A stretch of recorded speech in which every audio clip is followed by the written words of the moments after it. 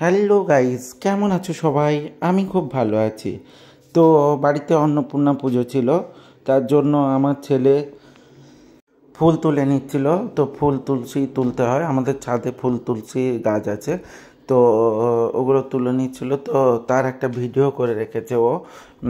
এটা ছেলেরই কারবার ছিল, তো ছেলেই নিজেই মেনলি ফুল তুলতে গিয়ে ভিডিওটা করে রেখেছিল, যদিও আমি ক্লিপটা পরে পেয়েছিলাম।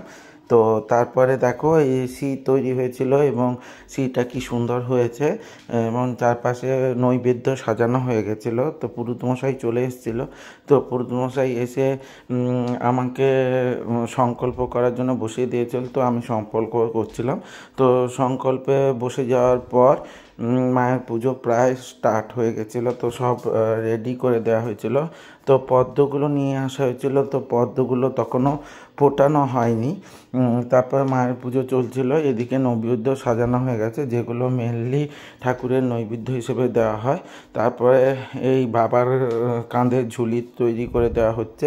মেনলি অন্নপূর্ণা পুজোয় ভিক্ষাদান একটা বড় পার্ট। তো ভিক্ষাদানের জন্য ঝুলিটা তৈরি করে দেওয়া হচ্ছে, এবং বেঁধে দিয়ে বাবার কাঁধে ঝুলিয়ে দেওয়া হবে। তারপরে মাকে আহ্বান করার জন্য মেনলি সংকল্পের যে সুতো সেটা বেঁধে দেওয়া হচ্ছিল। তো তোমরা সবাই দেখো, তো তোমাদের কি আলাদা রীতি আছে নীতি আছে সেটা বলো। তো সবার তো একই রীতি অনুযায়ী পুজো হয়, কিন্তু কিছুটা হলেও আলাদা আলাদা বিভিন্ন জায়গায় কিছু রীতিনীতি অনুযায়ী পুজো হয়। তার মধ্যে আমি গেছিলাম, তো যাওয়ার পর মৌলি সেখানে ভোগ রান্না করছিল। আমি একটু মায়ের সাথে ফটো তুলে নিচ্ছিলাম, কারণ আমার সংকল্প শেষ হয়ে গেছিলো। তো সংকল্প হয়ে যাওয়ার পর ঠাকুরমশাই ওখানে পুজোর জন্য সব জোগাড়যন্ত্র করে নিচ্ছিল, আর আমি তার মাঝখানে একটু ফটো তুলে নেওয়ার পর, মানে ক্লিপ তুলে নেওয়ার পর পদ্মগুলো ফোটানোর জন্য বসে গেছি। তো পদ্মগুলো ফোটাচ্ছিলাম।